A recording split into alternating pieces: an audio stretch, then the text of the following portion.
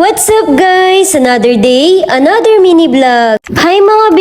It's me again, Chini. Finally, nairaos ko na ang 12 hours duty sa trabaho. Sa tuwing gabi, ganito palagi ang ginagawa ko. Hindi nga namin pinapabayaan sa labas itong lamesa. Kaya kahit ganito kabigat, pinapasok pa rin namin ito. Pagkatapos nga nun, ibinaba ko naman tong window blinds. Ngayong gabi nga ay mamamasahe lang muna ako. Mamaya pa daw kasi makakapunta sila sa bahay. Habang naglalakad nga ako ay nakakita ko sa daan ng ukay-ukay. Alam niyo naman, sobrang panako talaga ng mga ukay. Yung iba nga ay takot sa ukay. Pero ako, ever since wala pa naman akong nararamdaman. Hala siya, ano daw?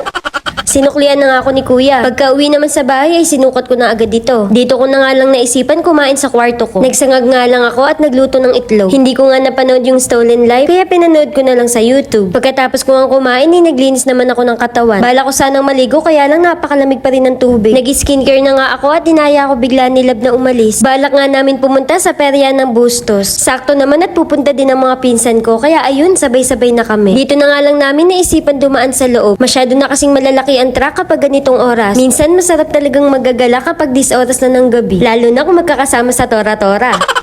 10 pala kami na pupunta sa perya. Ayan, after 48 years ay nakarating na din kami dito sa Bustos. Sa gilid pa lang ng karsada ay ang dami nang nagtitinda. Naglakad na nga kami pero pinauna na namin yung mga kasama ko sa loob. Balak pa kasi namin mag-chicha nila dito sa labas. Bumili nga muna kami ng toknening at squid balls. 10:30 na nga ito ng gabi at buti na lang marami pang nakabukas na tindahan. Inabutan na nga agad ako ni Lab ng steak. Maliit na bagay lang ito pero nakaka-appreciate. Yung kahit hindi mo utusan ay alam na agad ang gagawin. Ang sarap talagang manghinain kapag ganitong gabi. Pasarado na nga daw si kuya, buti na lang nakahabol pa para sa huling order. Biniro ko nga si kuya kapag last dapat special. Kaya naman kay kuya ay talaga naman pinagkapuno ay pagkaganyan magiging suki talaga ako.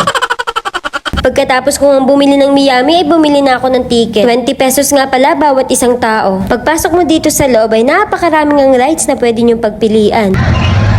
Yung iba ay hindi ko na nasama sa video na ito. 11 PM na din kasi nung mga oras na ito at marami na ding rides ang sarado. Sa banda dito ay marami din palang nagtitinda. Maya-maya nga lang ay nagmamasid na ako dito sa paborito kong laro. Kaya naman tara, samahan niyo akong itaya ang 100 na to. Kunyari nga ay hindi ako kinakabahan pero ang totoo kinakabahan ako kasi paano pag natalo sayang yung 100 ko.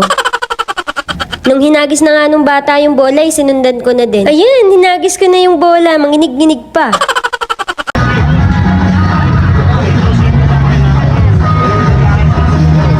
Ayan, sige, Jack. Ayun. Yun! Maya-maya nga, hinagis na rin yung pangatlong bola. Naku, ayan na. Ay, naku, Diyos ko, bakit naku. Ayun, nanalo din sa wakas. Ops, yung 200 lang kukunin ko, B. Anyway, yun lang naman. Salamat sa panonood. Bye!